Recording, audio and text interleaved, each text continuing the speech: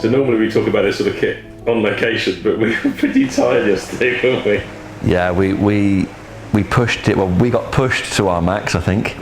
The guys were just, I think it's just a gentle walk for those, but I had a soak in the bath for half an hour, and that's just what I needed.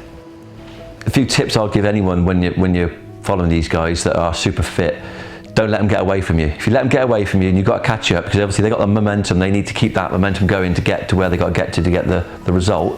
But if you get a gap of 50 metres, you've got to make that gap up, and then they're on their rest time and they go again. So you've got to keep that footstep behind. And also it's a good thing to follow their footsteps, because they know where to put their foot, whether it's a hole or a bog.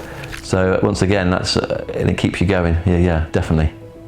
Let's talk a bit about the kit. So you've got the Sako S20, but on top of that you've got the V8. Yeah, I mean it's a no-brainer. It's a product that's been tried and tested. But the thing is with this is the new V8, which is a 30mm tube, and it fits everything.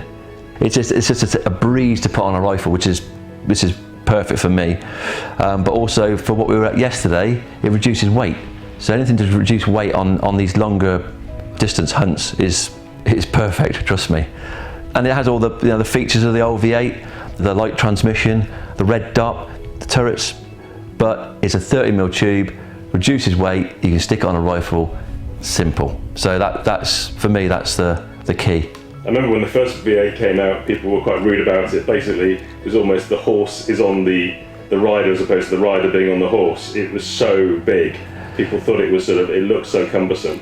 Yeah, I mean, same as all the companies, they try and invent something new, and they want to go outside the box with that. Obviously, the big issue for someone that shoots a Sako like me is getting the mounts to fit it. So that was a major problem.